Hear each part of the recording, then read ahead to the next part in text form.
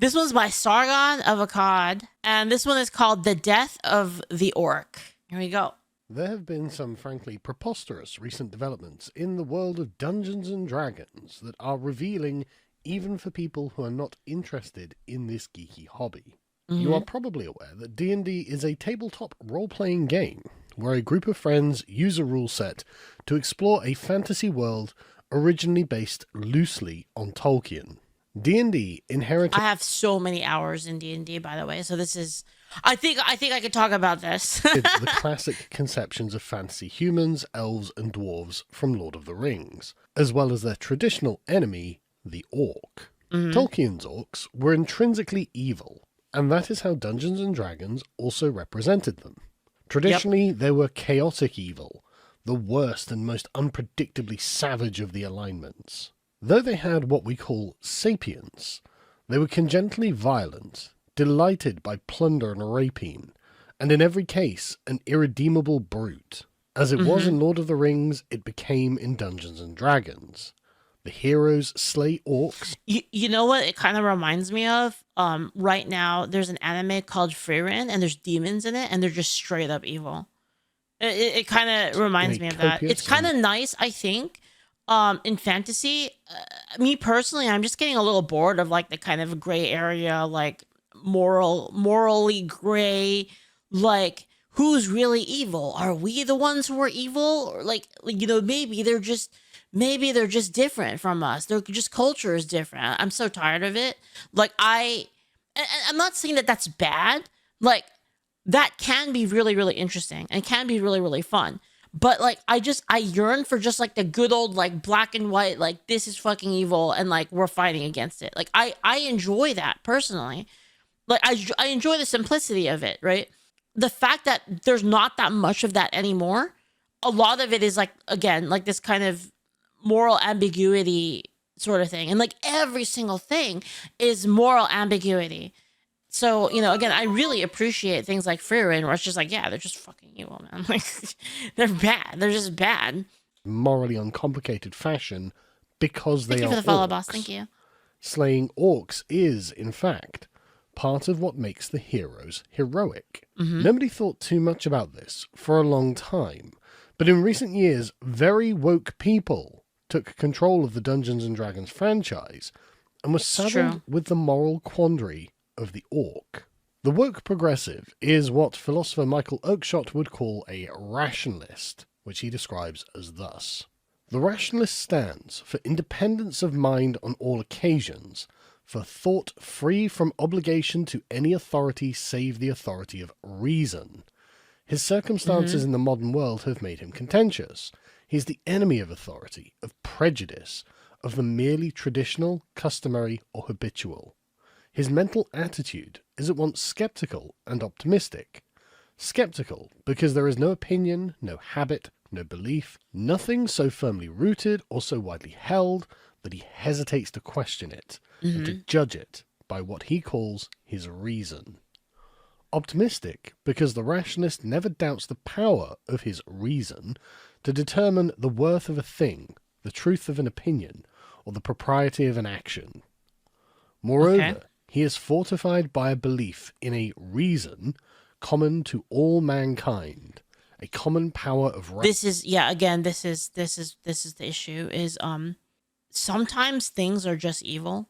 They just are. And this is the problem again with trying to humanize like literally everything or to create morally gray out of everything. You come into situations where things are just evil and you try to rationalize it for them. Does that make sense? It's like something's evil and you're like, they can't just be evil because I'm not evil. So like, if they think as I do, they think as I think, you know, all things that think, this is like this is not what I believe. This is kind of, I'm role playing like kind of what I think of their position. They're like, I think and I believe in like a certain level of good and evil. There's no way that a person could also be, it's what we were talking about earlier, how no one is the villain of their own story, right? But that doesn't mean that the evil things that they do aren't evil. Does that make sense? So like, even if like, let's say you believed like it was a good thing. Man, how do I explain it? I don't want to go into that. Actually, it's a little spicy. It doesn't. Man, what am I trying to say? I'm sorry. This is like a case of like being a content creator and having to be very careful with your words. If I was just talking to a friend, I would just like say shit, and then they would pull me back in by saying like, "Oh, is this what you mean by that?" But, oh, of course I didn't mean that by that, right? But since I'm a content creator, I have to like, yeah. It's basically when someone does something like super evil, we try to rationalize like why. We try to rationalize with our own frame of reference of like why they could possibly do that, and we're unable to shift our frame of reference to like to understand like that they could just be evil. Does that make sense? And I think that might be like a cultural like this whole thing that he's talking about, I think might be a might have just like developed from like this kind of cultural desire to reason out people's actions that are unreasonable, right? There are people that exist that are literally unreasonable. I don't know whether, let's just use the easiest example, like a psychotic person, right? Like a psychotic person, their mind does not function in the, even like a sociopathic person does not follow like the same mental paths as like other people. So it's impossible for you to actually put yourself into their frame of reference and comprehend it. Does that make sense? Sorry, this is like a little complicated. Rational consideration, which is ground and inspiration of argument. Besides this, which gives the rationalist a touch of intellectual equalitarianism, he is also something of an individualist, finding it difficult to believe that anyone who can think honestly and clearly will think differently from himself. Mm-hmm. I'm sure that there will be many of you for whom this paragraph instantly calls to mind concrete individuals who accurately represent this type. To these people, the freedom and satisfaction of the individual's consciousness is the highest good, and all ends of life must be turned towards achieving it.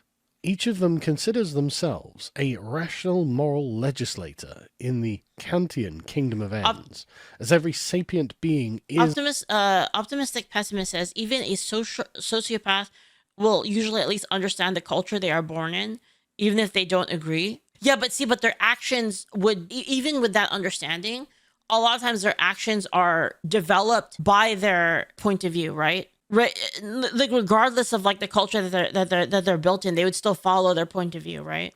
And in a lot of cases, they still follow their own ideas of what right and wrong is, despite a cultural clash of, and you can see this like and this is the problem with a non-homogeneous society, is people's ideas of what values you should uphold are different, right? It's almost like you have millions of people and where large swaths of these people don't even have the same core beliefs anymore, right? And then that causes a lot of like destabilization in societies, right? Like for instance, right now, right? There's a lot of there's a lot of destabilization, for instance, and even in America, you can see it in real time, where the culture has shifted as such that there's no cohesive, because before, like for instance, we used to all believe that, oh yeah, we believe in the Constitution, we believe in freedom, liberty, we believe in Christian Christian morals, right?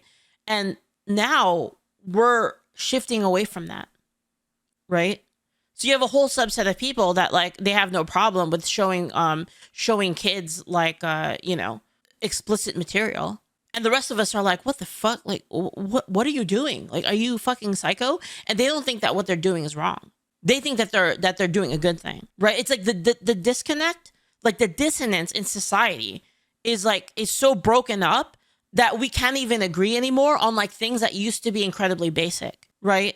B, where we can supposedly through the power of art. And again, sorry, just another thing is, that's not to say that we can do things that we don't believe are good. For instance, let's just say like I watch like some hentai, right? Let's say I watch hentai. I can understand that watching hentai is bad while still doing it. Does that make sense? Like you understand like, oh, it's not good for me. It's not good for society, but it's a vice I partake in, right? But you see, that's completely different than saying, I don't think hentai is bad at all. It's not bad at all. In fact, it's good for you and everyone should do it. Do you see what I mean? It's a completely different thing. Despite the result being the same in that you watch hentai, the two the two paths are completely different, and one is really bad for society and the other isn't. Do you see what I mean? At least depending on your point of view of society, right? The other one is bad, right? They're opposed beliefs, opposed systems. Calculating mind alone, break free of the pre-rational world and into the purported final stage of humanity's existence. The formula for Kantian moral legislation is simple. What is moral is that which can be made into a universal rule that all reasonable minds would consent to follow. For example, thou shalt not steal is indeed a rule that all could agree with. Even the thief knows he ought not to steal and would not wish to be stolen from. What makes the thief bad is that he knows what he has done. Oh my god, is he literally about to say what I just said? He's literally about to talk about it. And yet has done it. Legendary. Anyway. Woke morality is fundamentally predicated on the following three propositions. 1. The consciousness is self-determining. 2. Morality is a rational construct. 3. All rational agents are fundamentally the same. Morality is a rational construct? I don't believe that. I know a lot of people do believe that. I'm sure there's a high percentage of people that believe in number 2 here. I don't. I believe morality is religious. All other aspects of wokeness flow from these, and we see them manifested in... I think that morality is inherently irrational, actually. I think it's completely irrational. That's why I think morality is spiritual and not logical, because it doesn't hold up to logic. All of their activism. Why do they promote transgenderism? Because they can't stand the thought of a rational agent being marginalized and rendered as other due to something beyond their control. In this case, their will being trapped in the wrong body. How can a man become a woman? Well, because everything a woman does can be identified through observation, abstracted into a doctrine, and then consciously mimicked by a man. Therefore, behold, a woman. Why are they for open borders? Well, because the foreigners, who are rational agents just like us, want to come here.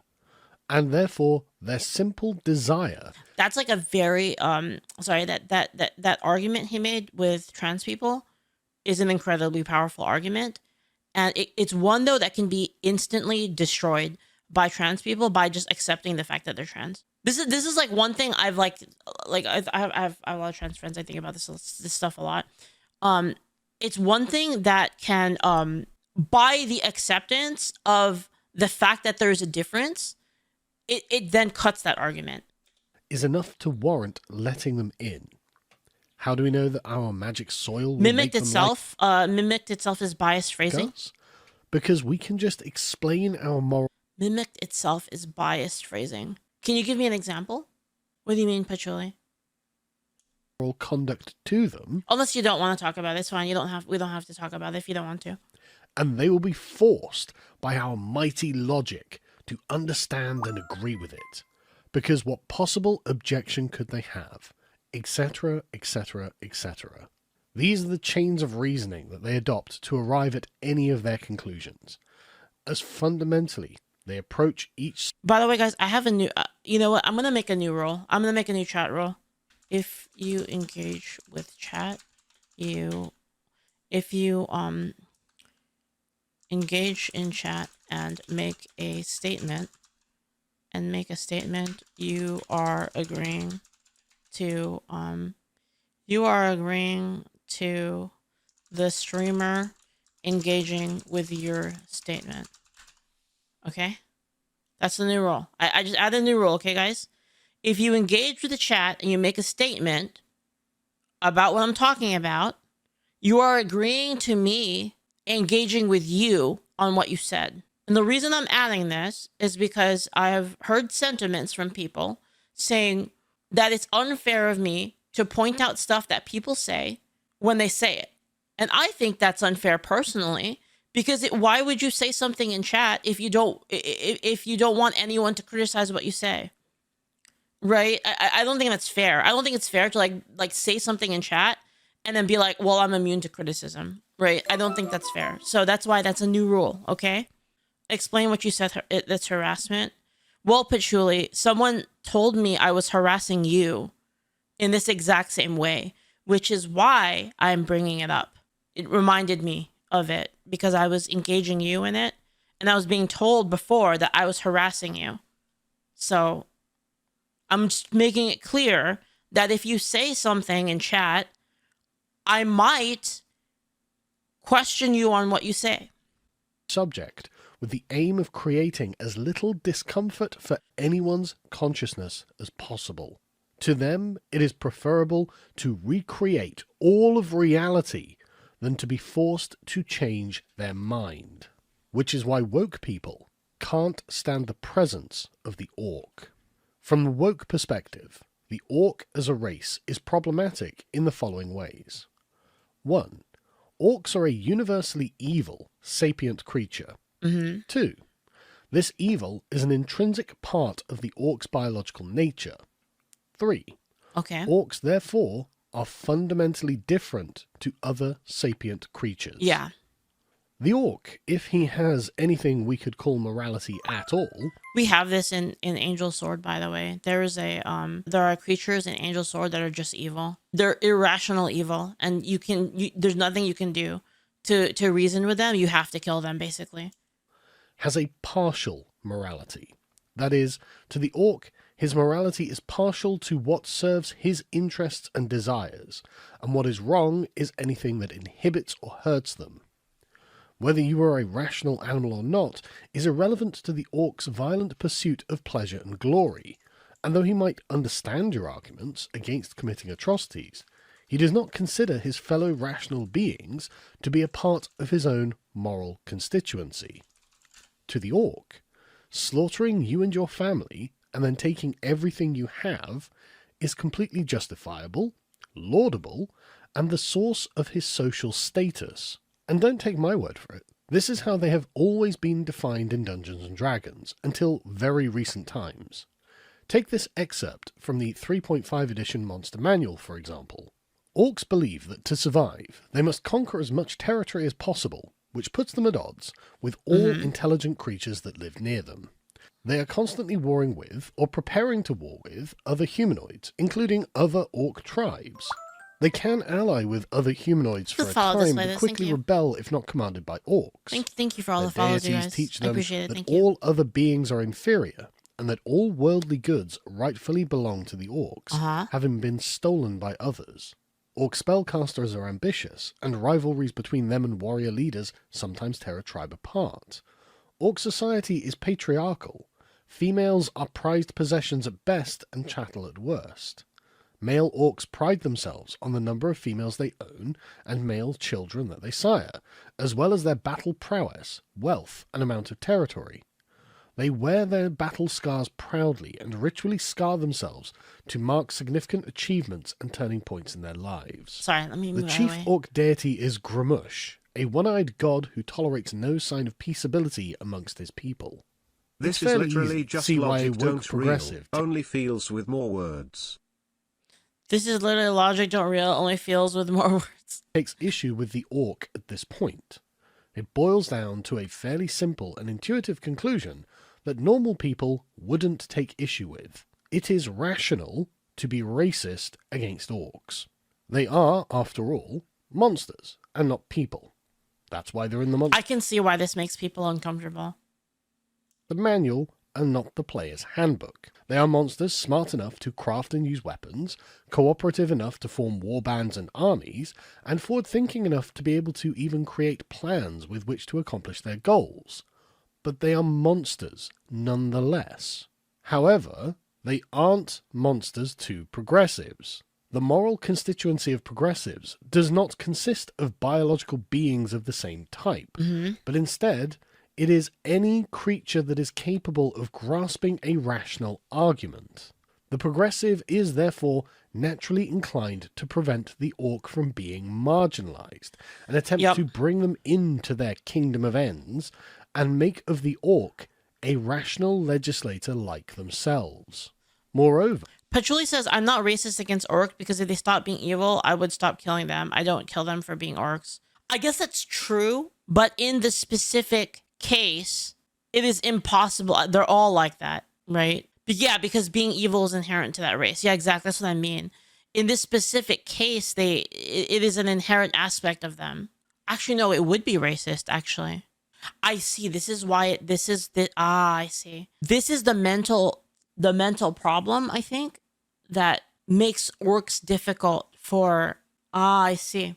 The point that in this argument that makes people uncomfortable in general, I don't even think this is just like a liberal thing. I think this is everybody. I think everybody is uncomfortable with this idea that there could be a set of facts that exist that would make racism a good thing, right? That is inherently uncomfortable.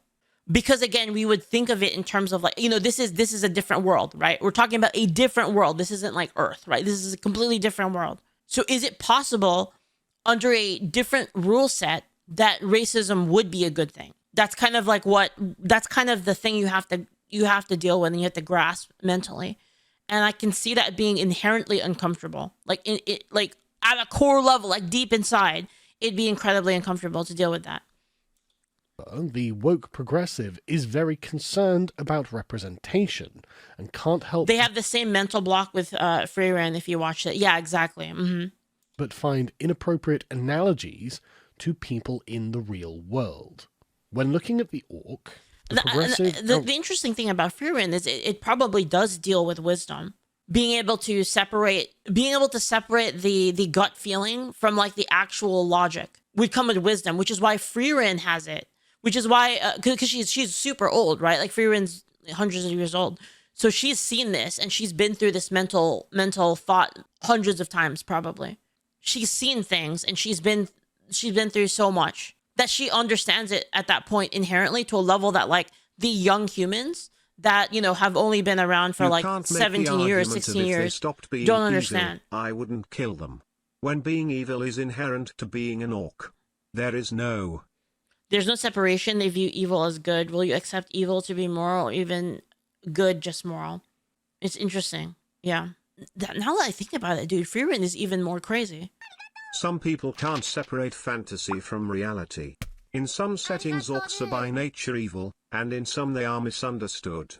In D&D it is just a case of going back on previous writing, which is bad writing. Yeah, I can see that. It's basically retconning the whole thing. It's retconning a bunch of things for the comfort of a few people. Oh, it might be a lot of people nowadays though. I don't know. Then again, it's like I said, I can see that being uncomfortable for people. Like I can even if it doesn't make me uncomfortable, I can change my frame of reference to understand that other people would be uncomfortable. Does that make sense? So I'm not making a personal the analysis I'm making here is not personal. It's one that I'm thinking about other people. And I can see like diehard fans being upset about that. But would that be good for the player base as a whole? That's an interesting thing to think about.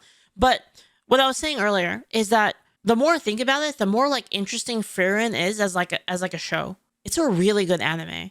And it's like the more I think about Freeran, like the deeper it is. In that a lot of the things that I think Freeran has to say about the world are not immediately obvious. It's like stuff you have to like really think about, like certain scenes, certain things that happened, right? And like you think about Freeran and like she's super old, super wise. So it's like, is that what it's saying? Is this just coincidence, or like is the author actually trying to say something about how younger people view the world versus how older people view the world, right? And, of course in Freeran that difference is way higher, right? Than it is possible in the human world, right? Where people live to like maybe 100, right? So like the gap between like a person who's like 15 years old. I don't know how old Fern is and Stark, but I'm guessing that they're 15, 16 because that's usually how it is in anime and fantasy in general.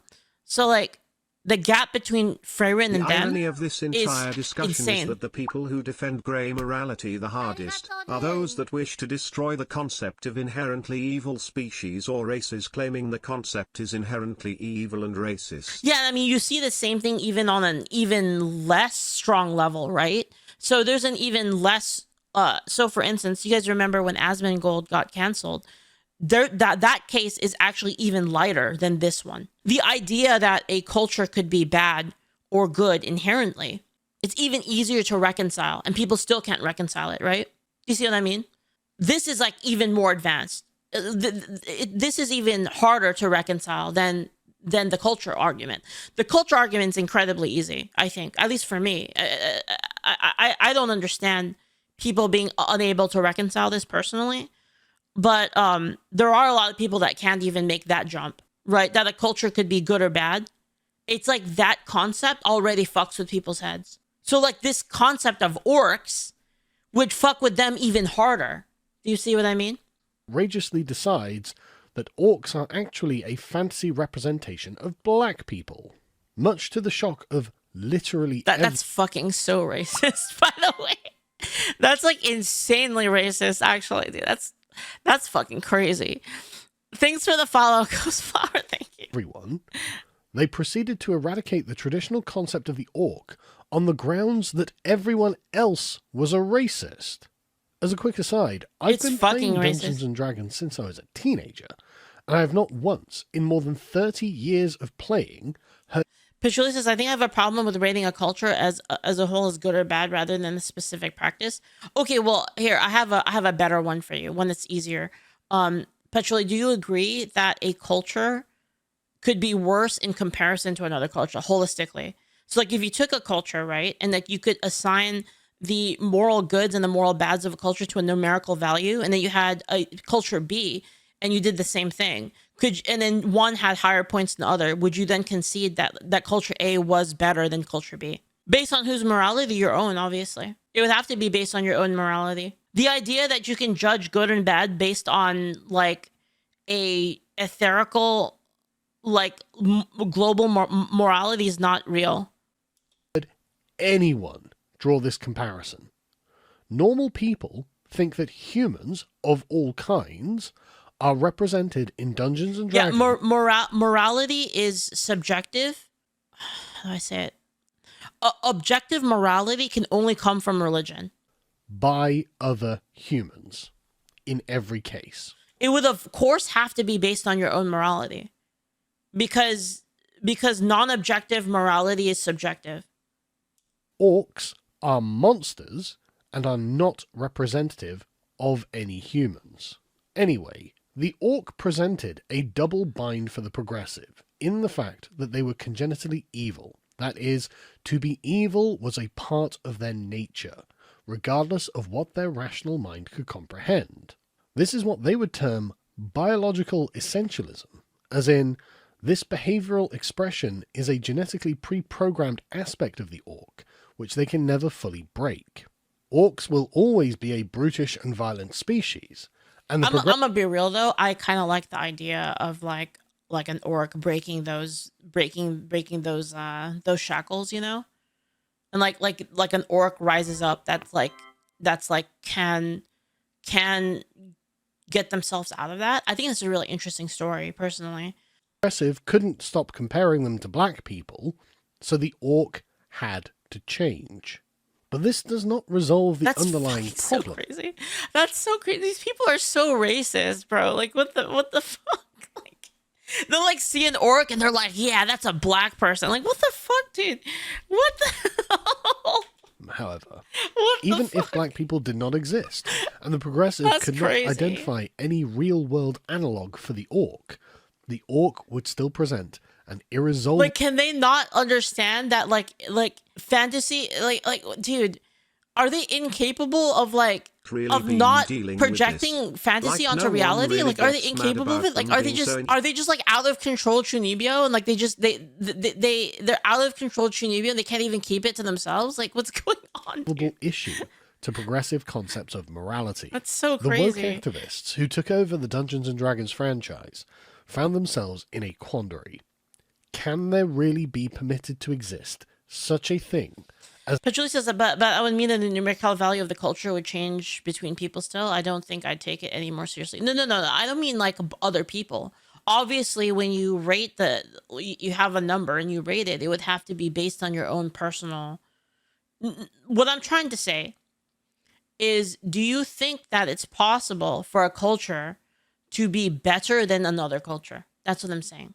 Picturally. That's the point I was trying to make with the numerical thing. Obviously, it would have to be based on your own framework, right? It always is, because again, it's subjective. An intrinsically evil, sapient creature. If the answer is yes, then they are also admitting that the entire progressive worldview is wrong about the nature of morality, rationality, and consciousness. If the answer is yes, then they admit that a person's consciousness is not a purely rational, self-authored, autonomous creation of their own choosing, and is in fact a product of the biological functions of the body. And the This is a really I'm loving this content. This is like a great. This channel is fucking great. I'm not gonna lie, I haven't watched much of. I've only watched like very lightly. I know who Sargon is. I've just haven't like gone super deep in it. I actually really enjoy this, but it makes my brain itchy. Thanks for the follow, the sun, bro. It makes you think a lot. inculcation of non-rational habits. If this is the case, then there is no such thing as a universal rational agent, and morality is not simply about rational calculation. Indeed, older traditional perspectives of morality, which are particular, habitual, and based on deeds, suddenly appear to be much more realistic. And if this is true, then the progressive has to admit that prejudice is, at least in some cases, valid. If the orc not only won't stop trying to kill us, but also cannot At least, yes, that's what I was saying. If you were to change the rules of the world, and if you could prove these things, you would have to come to terms with the idea that it is possible, not saying in on Earth, but it is possible for racism to be good. Does that make sense? That's the struggle you have to like deal with in terms of like fantasy, right? And again, we're talking about fantasy because of Dungeons and Dragons, right? It's a fantasy game. You have to be able to remove yourself from Earth in order to like make that connection. But then a lot of people can't do that, which makes them feel bad. Does that make sense? Reasoned with, nor persuaded to follow a different course of action because its beliefs are a product of its biology, Not D&D's real life. Hey, what's up, Master Seda? society, and religion. Basically, that there are levers that could be flipped in the world. If again, if you were to create a meta world, right? There is a meta world in which racism is a good thing. That does not mean that it's a good thing on Earth. Do you see what I mean? It's a different set of rules, and I think a lot of people are unable to. They're incapable of imagining that meta world in which the rules align for that to be the case. And it's these which drive it towards invasion. Then It just makes them think about Earth, and then makes them feel bad because they even had that thought. And I mean, to be fair, it even makes me feel a little uncomfortable that thought can even exist, right? Like it bubbles up, and you're like, that's a little uncomfortable, right? Like. It is us or them. But then you can rationalize it out as of course, I'm not talking about the real world. I'm not talking about Earth, obviously. I'm talking about the world of Dungeons and Dragons. The rules are not the same for the two different places. And those of us who finally put an end to them. Jolty says, I feel like if someone doesn't get what you're saying, they may lack imagination. I'm finding that to be more and more the case with a lot of people. A lot more people than I thought have that trait. Are doing something heroic. In this context, not only is the heroism of the hero a valid and necessary thing for human civilization to continue, for the innocent members of our society to live lives of happiness and security, such heroism is also a form of racism. The existence of the orc creates a context in which racism can be heroic. Exactly. That's exactly what we were saying. You can understand why they find this completely unacceptable. Yes. And so Dungeons and Dragons has therefore been entirely re-engineered for the modern audience. See, but what's interesting though is, with that in mind, is it bad game design? And our gut feeling as old fans would be no. You should adhere to the story. Right, but does that make it design wise is that good, right? Because if you were Dungeons and Dragons and you were trying to make something that was more appealing to more people, removing degrees of discomfort, essentially it is a lore / story version of UI, user experience, UX user experience. It would be the same thing as somebody having a hard time with the UI, having a hard time with the morality. Would make it more bland? Yes, but what's the goal? What is the goal of Hasbro's Dungeons and Dragons? Is their goal to make something interesting, or is their goal to make something digestible? Do you see what I'm saying? Design-wise, they're two completely different things. In the same way that some people like Tarkov and they like the fucking, oh, I need to put out my bleed. Let me pull out this freaking med kit and like, oh, it's like a bleed plus like a bone break. Okay, and I need to like do this little mini surgery thing or like put a splint on it. Is that kind of crazy, what's the word? It's sort of similar to a story version of arcadey versus realism. Does that make sense? It's almost like I guess is how I would parallel it for game development, game design. It's actually interesting because this conversation kind of reframes the whole thing for me, right? It reframes it away from being a decision purely made for a woke reason to the possibility of it being created for a user experience reason, right? Because if we agree that the ideas presented by the orcs are inherently uncomfortable to a vast majority of people, I don't know if it's vast majority, but let's just assume for the sake of argument that it is a vast majority of people. If that's true, then is it necessarily the wrong decision? I don't know if you guys are following. I'm also a game developer, by the way. I'm a game designer. That's why I'm thinking about it in terms of like, if it were my job to develop Dungeons and Dragons, and I wanted to be a good game designer that was going to make a game that is enjoyable to the most amount of people. If that is the goal, for Dungeons and Dragons to be enjoyable to a larger amount of people, then would I also make that decision, knowing what I do now? Like understanding the philosophy behind it, would I make that same decision?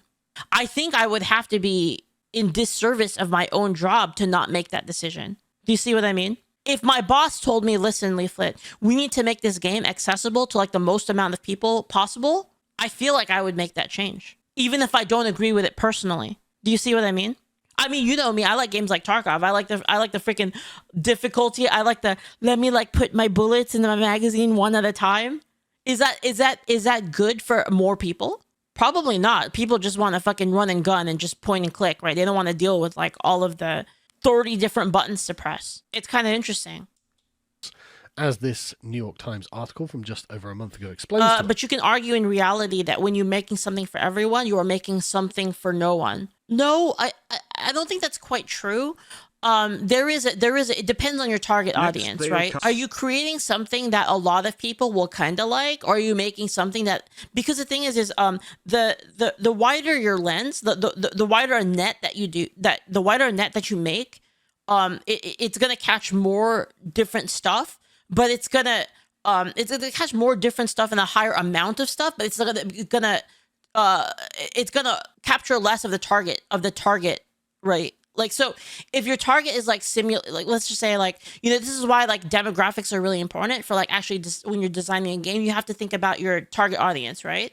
If your target audience, like for us, for instance, for like our game, let's just use Angel Swords as an example. Our target audience is people that play online, right? They're players that play online, and they're players that like deep combat, and players that want consequences in their tabletop games, right? So with that in mind, we design it around that. Does that make sense? If your target is like, I just want as many people as possible, then you would, of course, design more for the majority. You see what I mean? Which would leave out people that do enjoy the aspects that you have to take out in order to reach a wider audience. Like let's take League of Legends, for example. League of Legends took out denying, even though a lot of players really enjoyed it from like Dota. They enjoyed denying. The reason why denying was removed was because it's not something for a wider audience. it's easier to not have to deal with denying. It's a weird mechanic. It's inherently unintuitive. By removing it, you open up the game to a wider audience. You see what I mean? It's a less hardcore, but a bigger net. But Leaf, game mechanics is not the same as a character concept. I disagree. I think it's the same thing. It's the same thing. Like, do you create a character that is like more that is like, it's something like let's just take for example, like a big fat chunky girl character. Okay, are there people that like that? Yeah. So if you're making your game specifically for people that like weird, like kind of like non-traditionally aesthetic, you want like characters that are like more like, you know, weird, and you have like, I don't know, you have like a little goblin dude or something like that, right? Like, are those like universally aesthetic to people? They're not. So even in character design, you can design for a wider audience, or for a, I mean, the problem with Concord is that it just sucks. Like, it's not that the concept of designing characters that are appealing to everybody is a bad thing. It's just Concord sucked at it. Does that make sense? Yeah. So again, I don't really agree with that. I think that design works in that way as well. The things I'm talking about, actually, it applies also to that. Applies to music, applies to everything, right? Like, are there people that are gonna like freaking hardcore dubstep every time you fucking start a fight in a game? There's gonna be people that like that, and then there's also gonna be people that don't like that, right? It depends on your target audience. Again, the target appeal that you're trying to get with people.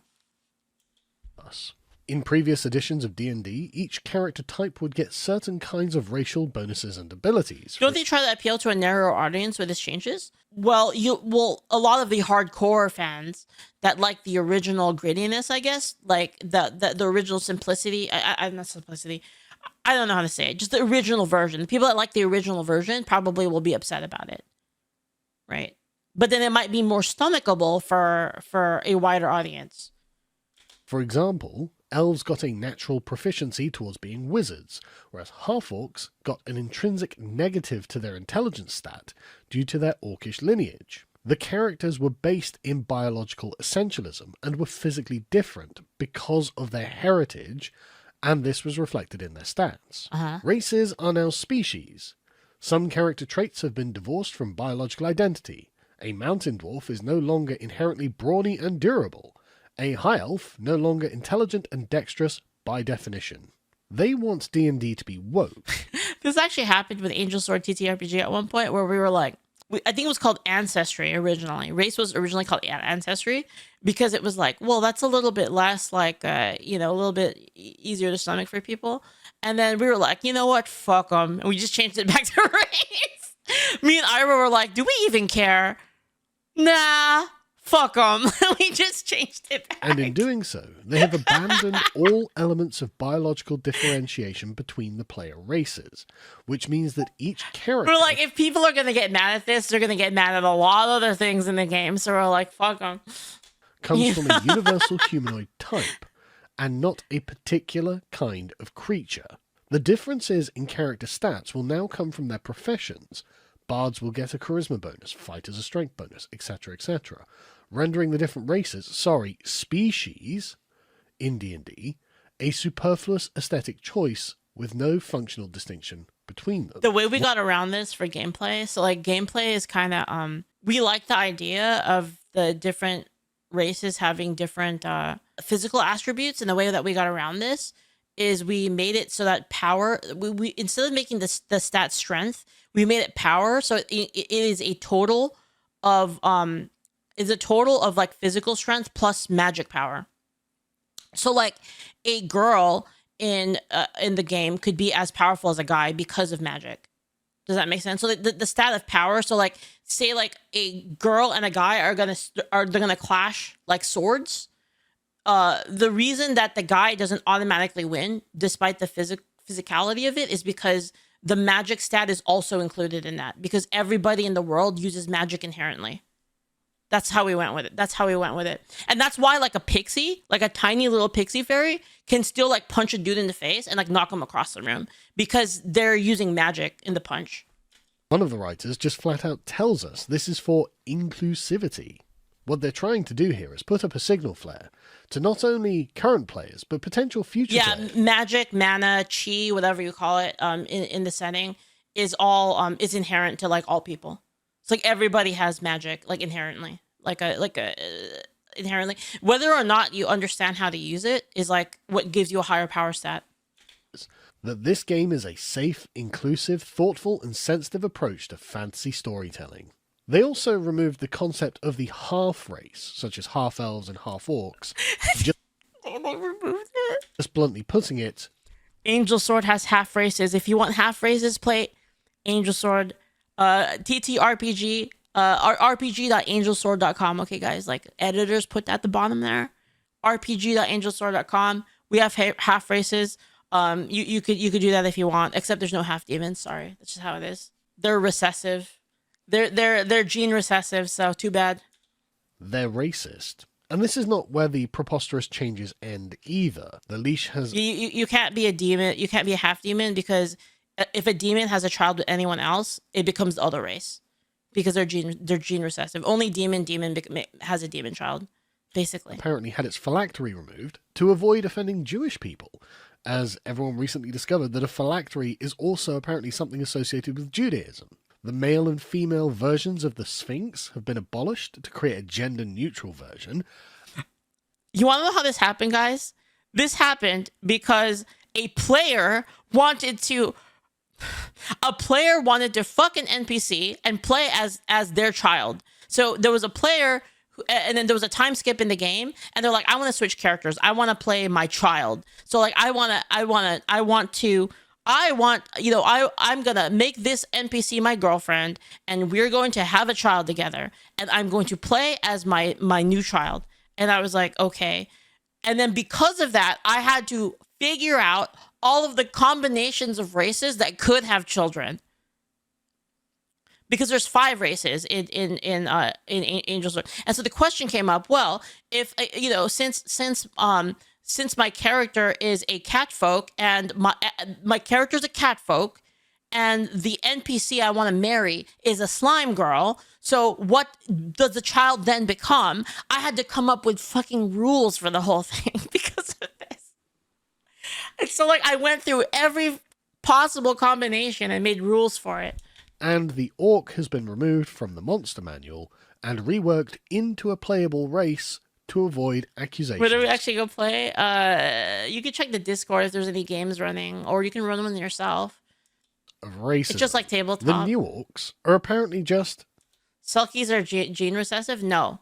No. So that one, I'm actually a special case. So the way it works with Selkies and slime folk, is if fairies are the fairies, what's the word for it? It's not recessive. It's the opposite of recessive. I don't know what it is. Basically, fairy genes take over everything. So if a fairy has a child with anyone else, the child's a fairy. But there's a 1% chance that it doesn't happen. Dominant. Yes, dominant. So the fairy blood is dominant, but there's a 1% chance of it not happening. And that's me. I'm the 1% chance of like the fairy X chimera leading to a chimera child. So technically my race is chimera. I'm a chimera slime. That's chimera subrace slime. And then so a chimera subrace slime with a fairy subrace selkie should be a selkie child, at least. It should be some variant of fairy should be the race of the child, based on a random based on the percentage of the parent. It should be based on that. Yes, that's how it works. Human and chimera is 50-50, and it can also hybrid. So a human and so like say you had like a cat folk waifu. So you're like a human, you have a cat girl waifu, and then you have a kid. Your kid is either A, human, B, cat folk, or C, hybrid. It's like one of the 3, basically, with that specifically. Mexicans This is the They've been person given the also same advocating treatment dick as all- potions, just so you all know I less didn't than make the 3. dick potion. Guys, Boone. Don't even get me started on you fucking another player character. Okay, don't even get me started on you marrying another player character. Don't get me started. All of the other races. So now they have too been harmonized into a universal humanoid type, which has no essential contradictions She's not dead though. with any of the others. The differences between them are arbitrary and aesthetic. They are now just like any other humanoid race. They live Okay, listen, okay. I'm gonna explain it, okay? Player is playing a female character, but the player is male. Player wanted to have a wife as a female character, but wanted to play as their child. And they asked me to reconcile this in the lore. And I said, okay, well, you know, your wife is a famous alchemist because she is. This was already foreshadowed. This was actually talked about in the game. She is one of the best alchemists in the world. So she just created a potion to give the player character a dick so that they can have a kid together. It's magic, okay? It's magic. God. Live, work, love, and raise children in precisely the same way, and so we get precisely the same outcome. They're just like us. A temporary dick. It's a temporary dick, okay, guys? So they're no longer monsters. The problem of homogenizing the orc and reducing him to a mere human type is that there is no longer a conflict of moral visions, and therefore... Listen, Big, I didn't ask him, like, I don't know if I'd roll for it. I think I'm pretty sure I've rolled for that before. I'm pretty sure there was a session at some point where I did roll for stuff like that. Like random roll, because it was like, oh wait, I did. Wait, guys, you remember? Fuck, we didn't save the campaign. You guys remember the freaking the horror? Remember they had to get the information on the house, and then they had to go to the brothel on stream. We streamed that, dude. We streamed that. Who was in that? Was it Wizard of Poop was in that campaign? Dude, it was epic. Is there a clip from it, dude? There's gotta be a clip from it. Hold on, there's gotta be a clip of it somewhere. Anyway, we'll finish the video. Sorry. They're no longer even really orcs. In every compelling story, there are competing visions of how the world ought to be. These are drawn from situated perspectives. Do you guys contradictions between the two? Do you guys want me to run more tabletop? I could do it, but I'm warning you, it's actually cursed content. Clash of interests is not as interesting as the clash of moralities. A conflict between competing claims to a resource implies the possibility of a mutually agreed settlement by negotiation, and a room to hash out the finer details of a contract. This is an important conflict resolution solution to a well-functioning society, no doubt, but hardly a compelling plot in an adventure game. Moral differences, by contrast, are often irreconcilable. That is, one side either will not or cannot concede to the moral claims of their opponent. Yep. In such circumstances, the only recourse for resolution is an appeal to heaven. All of our greatest heroes have been masters of violence in some way, and as much as the concept might be treated with stigma in modernity, we recognize this as a form of heroism when we see it. For example, on Westminster Bridge, when members of the public took it upon themselves to subdue a terrorist with a narwhal horn and a fire extinguisher.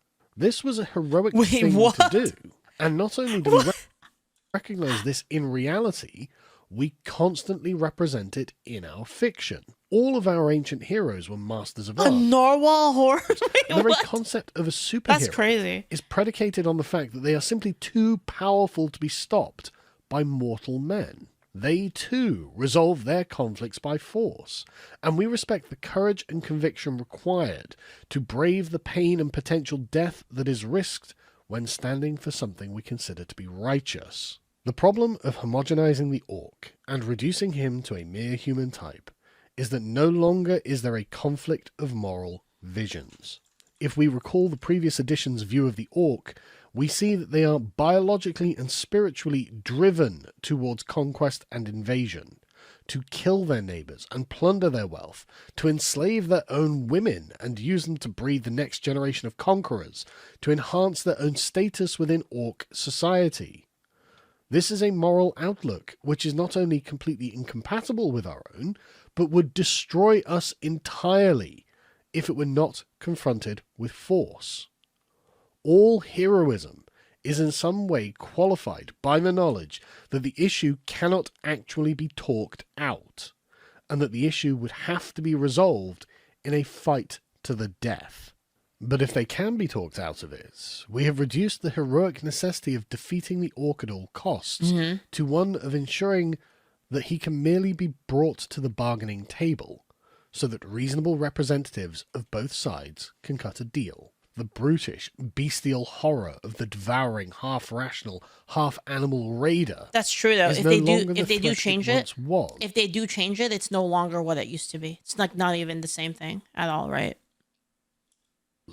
Because it no longer exists, and thus the concept of the orc has in fact been removed entirely from Dungeons and Dragons. No longer do orcs get to be authentically what they were, due entirely to the moral prejudices of the woke left, which holds that there is actually only one form of morality, and it is universalist liberalism. The biological nature of the humanoid animal has been eliminated. The essence of each character has been made universal, interchangeable, and boring. If all characters are basically the same, why bother choosing any of them? If all conflicts can be resolved through negotiation, why bother learning to fight? Ironically, the drive towards inclusivity has excluded those people who actually wanted to play a more grim-dark or realistic interpretations of Dungeons and Dragons as a scenario. Personally, as a player and a DM, I love to min-max, and I like to get the most out of the different stats available. The truth is, you can still do it. It's just called homebrew. You just get the old story, and you just do it like that. That's like the beauty of tabletop games, and I don't know, for some reason everyone forgot that this is a thing that you could do. Just homebrew it. You can homebrew, and like one thing I find really interesting about kind of the racial stats in tabletop is that it's fun to play characters that have a disadvantage and like trying to like do something that they're not good at. It's actually kind of interesting, right? Like it's something that you can really play into. It's fun, right? Like all these like kind of like struggles and like kind of the uphill battle is really interesting. We love that kind of thing in like fantasy, right? Interest in the property goes and it kind of takes that away, away, and you've lost me as a player. The removal of racial attributes has indeed liberated the fictional consciousnesses of our fantasy races from the material. Yeah, these guys in the campaign I'm playing right now, the campaign I'm running, these guys, they have no ranged attackers on their team. Their entire strategy is to throw smoke bombs.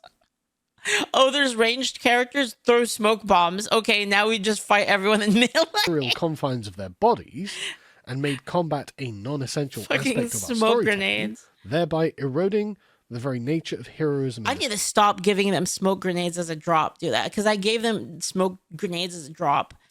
I need to stop giving them smoke bomb rotations. Make Dungeons and Dragons any better by making it more liberal? By eliminating fictional racism, have we made our setting more or less? If you want to know about that story, by the way, it's in the light novel. If you guys didn't know it, that's a light novel. That story is the light novel.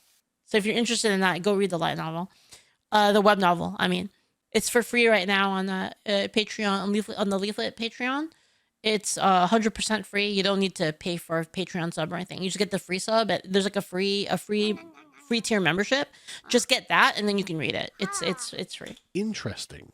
Are more people choosing to play and finding themselves gripped by their adventures, or are they growing weary of the introduction of excessive moral complexity into their fantasy games? Maybe it's okay to just let us fight some monsters and be the heroes of a fictional story. If you'd like more from me on various kind of gaming... Oh, I gotta watch this. I gotta watch this one, dude. I gotta watch this one later. Subjects and other sort of hobby things. I've got a little side channel called The Pondering, which I'll link in the description, and you can come over and hang out. I regularly live stream there playing video games. Thanks for watching, folks. I'll see you next time. That's really interesting. That's great. I really, really enjoyed that.